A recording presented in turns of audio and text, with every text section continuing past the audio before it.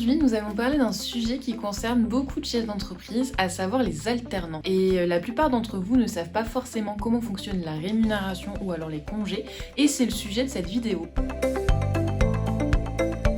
Le principe est en fait d'alterner des périodes d'enseignement théorique à l'école et la pratique en entreprise. Il existe deux types de contrats d'alternance, donc le contrat d'apprentissage et le contrat de professionnalisation. Et les formations en alternance permettent d'aller généralement du CAP au Bac+5.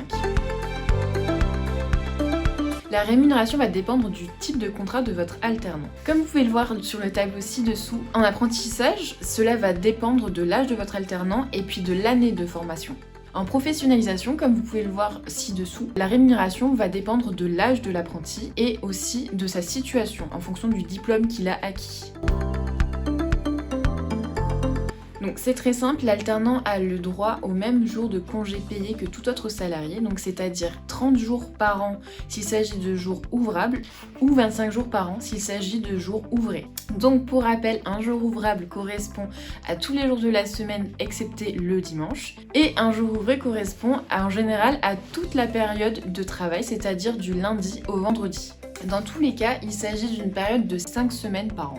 À savoir que les périodes où l'alternant est en formation sont également à prendre en compte dans le calcul des congés. Est-ce que c'est moi ou pas ? Des congés. Des congés. Alors voilà, attends. Dans le calcul des congés, rajoute payé. Payé, ok. À savoir que les périodes où l'alternant est en centre de formation sont également à prendre en compte dans le calcul des congés payés. On va retrouver le congé sans solde. Il s'agit d'un congé pris pour motif personnel ou alors professionnel, en sachant que l'employeur n'est pas obligé d'accorder ce congé.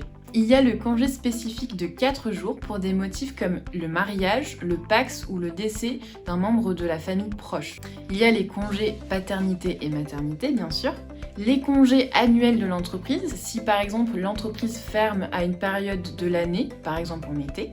Il y a des congés pour la préparation d'examen qui sont de 5 jours ouvrables. Il y a notamment la journée d'appel à la préparation à la défense, où l'apprenti bénéficie d'une autorisation d'un jour d'absence. Vous pouvez retrouver un tableau récapitulatif des congés avec leur durée sur notre article de blog.